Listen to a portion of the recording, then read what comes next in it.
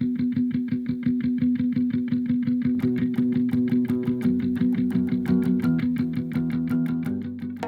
and welcome to our podcast on sentence combining. We want to talk with you about 3 pretty basic ways that we can create better sentences by potentially combining some of our short, choppy sentences that we oftentimes get in the habit of writing. So let's go ahead and see what we're talking about here.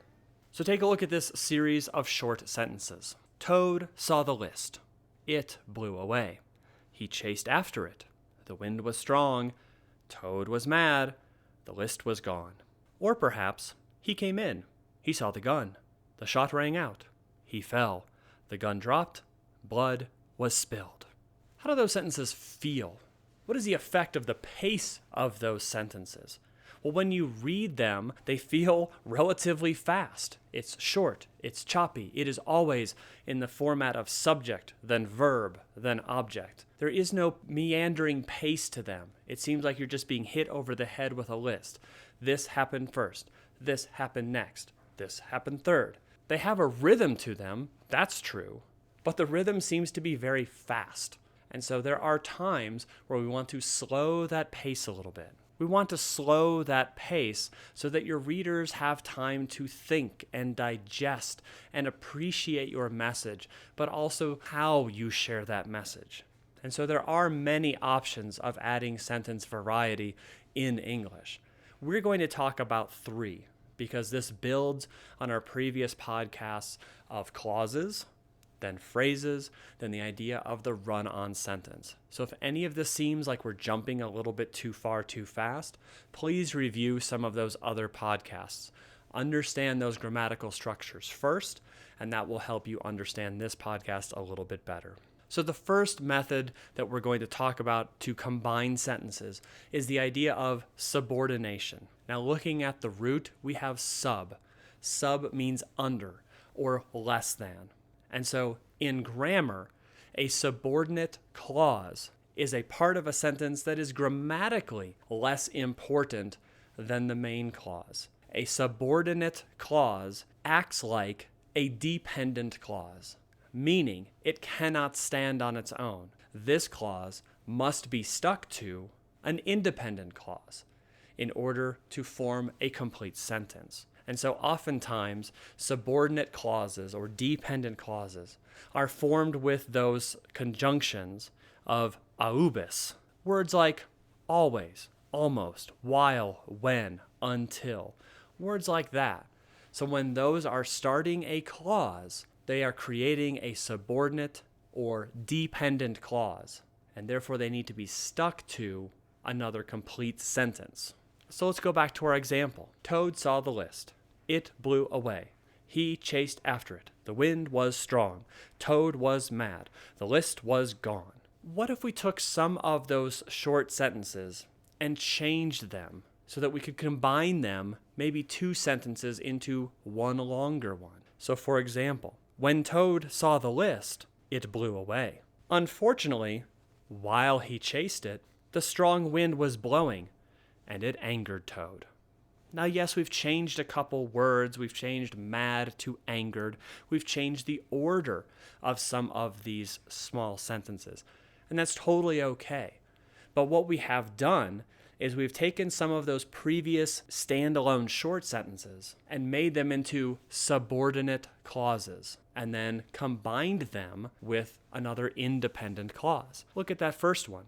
When Toad saw the list, comma, it blew away. The meaning is still the same. It does express when all of this happened. But rather than starting with subject, verb, object order, we have made that red clause into a subordinate or dependent clause. And then we stuck it to it blew away. So rather than being hammered over the head with a quick pace, we took some of those short sentences and subordinated them, combined them with the other clause to still make a complete sentence, but to vary the pace of how those feel to our reader. And so remember, we're going to use a subordinating conjunction to lead that dependent clause into the independent clause. And so you can see the punctuation that we need down at the bottom there. If we start with a dependent clause, even though he was late, and then we attach that to a complete sentence, comma, he still took the full test, we have to have that dependent clause separated by a comma into our independent clause or complete sentence. But if for some reason we want to put that dependent clause at the end of our complete sentence, no punctuation is needed. He still took the full test despite the fact that he came in late. There it just rolls between the independent clause right into that subordinate dependent clause. And it changes the feeling, it changes the flavor, it changes the pace. And that is good because we don't want our reader to feel like they're being beat over the head while reading our fast-paced essay. Another way we can change the feel or pacing or flavor of our writing is to combine independent clauses as independent clauses. So this is when we have two full, independent, stand-on-their-own sentences, but we are choosing to combine them into one bigger, longer sentence. Now the thing is, we have to be careful because this sets up the potential for a run-on sentence. So here's what we want to do. We want to combine those two independent clauses properly. If we don't, it is a grammatical run-on. So we want to be able to do it properly. And in our podcast on run-ons, we go into more depth with this. But in essence, we use what we call the superheroes of punctuation to avoid the run-on, but still create groups of independent clauses. So for example, this doesn't actually combine independent clauses, it just avoids the run-on. But one thing we can do to avoid the run-on is to have one independent clause, end it with a period, and then begin another independent clause or complete sentence. Simply use a period. End the first clause, begin the second clause. Run-on avoided, and perhaps some variety added. But to truly start combining these independent clauses, perhaps we could use Aquaman or the semicolon between our independent clauses. We could start with a full and complete sentence, an independent clause, use a semicolon, and then add our second independent clause right after that. Now they form one giant sentence with one capital letter and one period at the end, but we have two full, complete ideas joined together properly with a semicolon. And again, if we happen to mess this up, that creates a grammatical error of a run-on. My personal favorite way of combining sentences to avoid the run-on but also to add variety is the use of the Wonder Twins. And again, both twins were needed to fight crime. So we need two parts to correctly join independent clauses. And those two parts are a comma and a coordinating conjunction. And in English, there are 7 coordinating conjunctions: for, and, nor, but, or, yet, and so. And they make the acronym of fanboys. So if we have a complete sentence, an independent clause that can stand on its own, and we want to combine it with another complete sentence, another independent clause, we can totally do that if we use both parts. If we use a comma and a conjunction, not just a comma and not just a conjunction. We need to have both parts, just like the Wonder Twins needed both the boy and the girl in order to fight crime. Again, it adds some variety, it adds some different pacing, it adds some different feel for our reader. And if we do it correctly, we have what's called a compound sentence. If we don't do it correctly, we have created the grammatical error of a run-on. Now, because we don't talk a lot about grammar, students oftentimes start to make mistakes pretty early because they're confused between what is an independent clause, which is a full and complete sentence, and what is a dependent clause, basically something that has to be stuck to a complete sentence. If you have a dependent clause and it is stuck to an independent clause, you just follow that with a comma, and that becomes one giant sentence.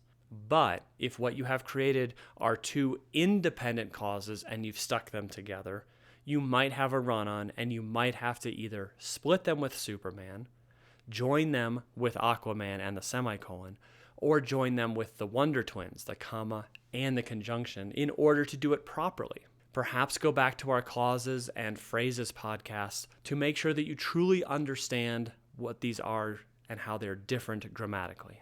So here's an example going back to our original frog and toad short story.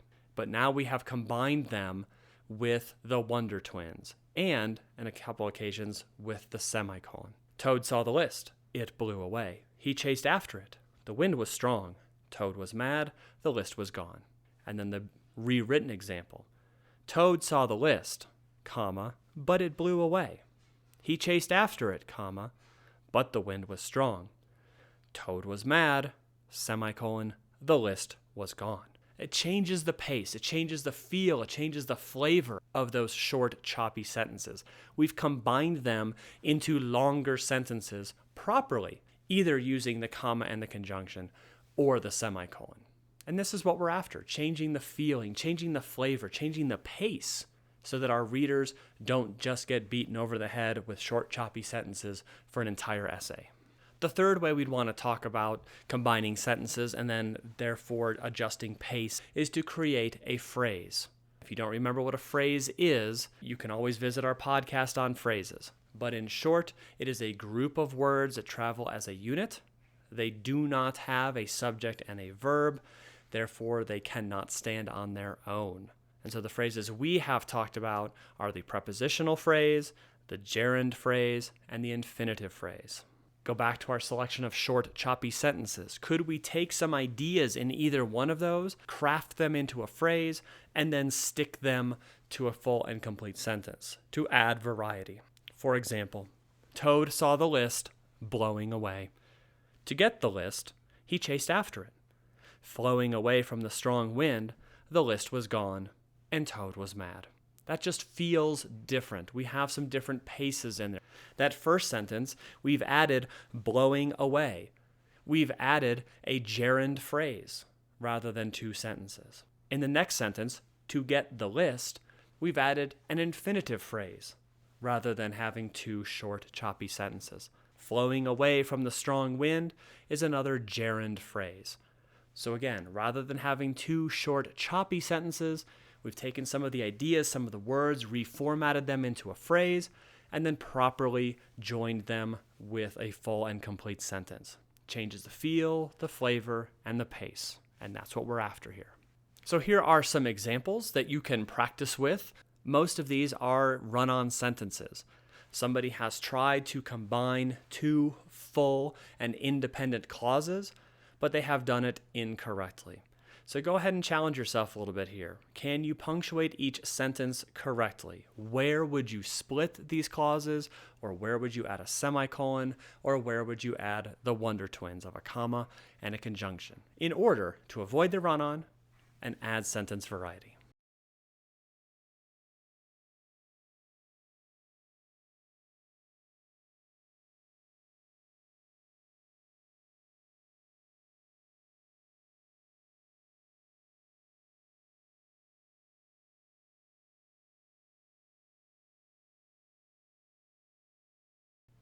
One more set of practice.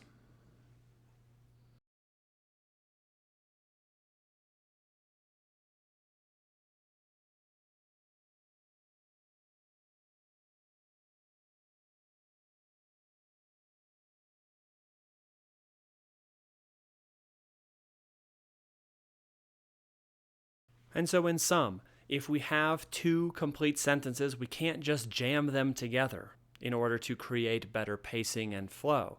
If we do, we might have created a run-on. So if we are looking to combine two full and complete sentences, two independent clauses, we might have to visit the use of the semicolon or the use of the comma plus a conjunction, the Wonder Twins, in order to combine those. Or perhaps we could subordinate one set of those words, make a dependent clause out of one part of them, and then properly join those with an independent clause of the other. Or perhaps we could even be a little bit more daring and take one group of words and that idea and make them into a phrase, and then properly join that to a complete sentence or an independent clause. Again, the point is not to just join sentences for the sake of joining sentences, just for the heck of it, so that we have X amount of uses of the semicolon in a paper. That's not the point. The point is, do we have a nice flow in our sentence creation, or is it too fast? Should we slow it down? Do we need to speed up our pace? This is a feeling that is created by our writing. And one way we can manipulate that feeling or that pace is through sentence combining. If we add more to a complete sentence, it slows the pace down. It forces our reader to think and to slow down with the commas and then the periods. If we want to keep the pace high for some reason, then we should keep those short, choppy sentences. This isn't something to do just to do it. Ask yourself about your pace, your feeling, your variety. And if you feel like you do need to combine, you can definitely use one of these 3 methods to do that. I think that's it. Thanks so much for listening. If you have any questions, go ahead and bring those in the class. Otherwise, we will do some practice when we get back together. Thanks so much.